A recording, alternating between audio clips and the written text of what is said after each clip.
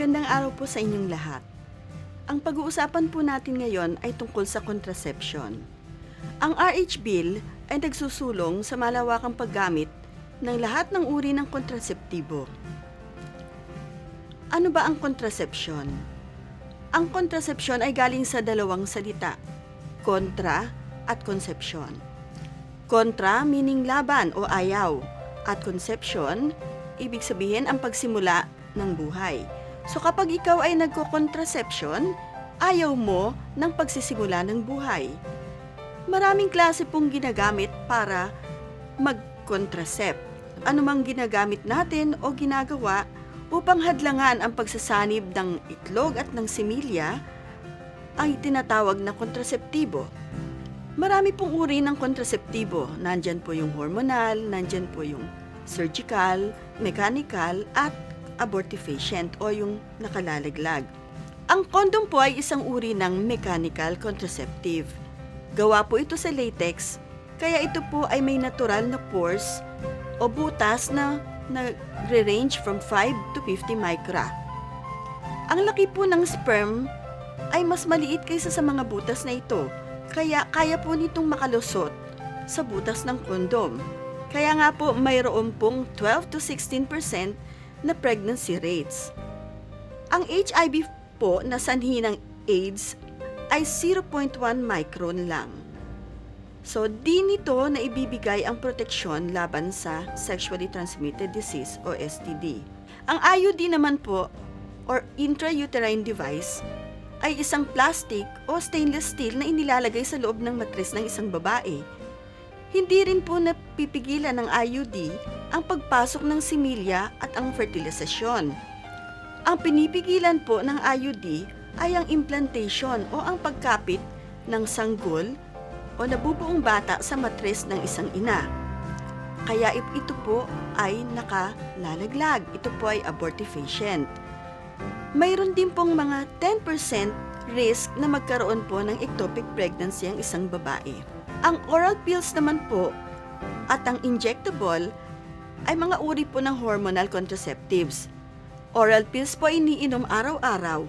Ang injectable naman po ay itinuturok sa babae tuwing ika-3 buwan. Pinipigil po ng mga hormonal contraceptives ang ovulasyon o ang pangingitlog ng isang babae. Subalit may 2 hanggang 10% po na nagmimintis ito. Isa pa pong pinakikialaman ng mga hormonal contraceptives na ito ay ang natural na lusaw ng isang babae o yung tinatawag na mucus. Kapag ang babae po ay nag-hormonal contraceptives, lumalagkit po ito imbis na ito po ay madulas para i-facilitate ang pagdaloy ng similya. Ang similya po ay natatrap ng mga thick o makakapal na mucus na ito. Isa pa pong epekto ng hormonal contraceptive ay hindi po nito pinapakapal ang sapin ng matris, kaya't di rin po makakapit ang nabubuong bata. So tuluyan po itong nalalaglag.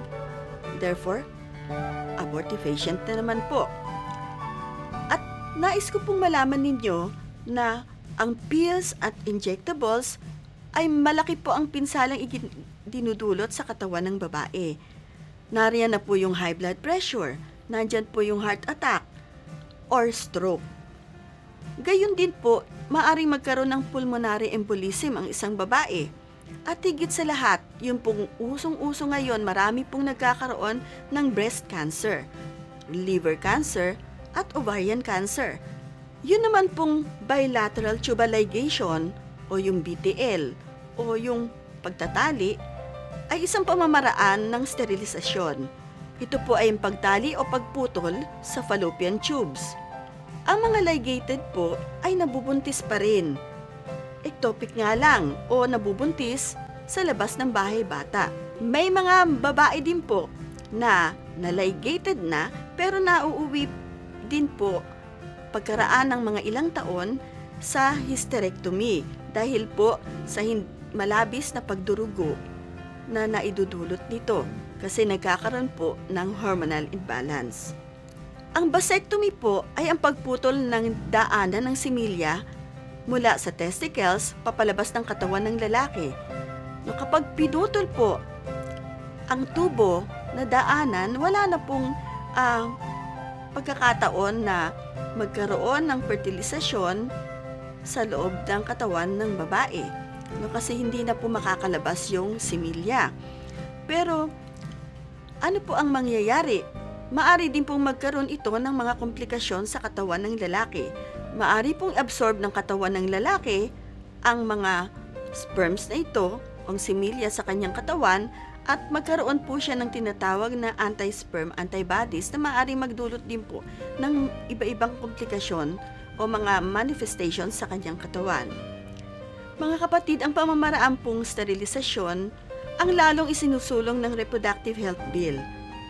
Ang gastos nito ay sasagutin pa ng PhilHealth para sa mga indigents. Wala pong kontraseptibo na 100% na effective sa pagpigil ng pagbubuntis. Pag nagbuntis, malaki ang chance na magpa-abort kasi ayaw nga ng bata. So, contraception leads to abortion. Lahat po ng kontraseptibo ay may mga delikadong side effects na maaaring maging sanhi ng maagang kamatayan. Kaya nga po sinasabi namin, ang babae pong nagkokontraseptibo ay hindi po tumatanda. Kasi po, namamatay po sila ng bata. Kaya ingat po tayo mga kababaihan. Maraming salamat po.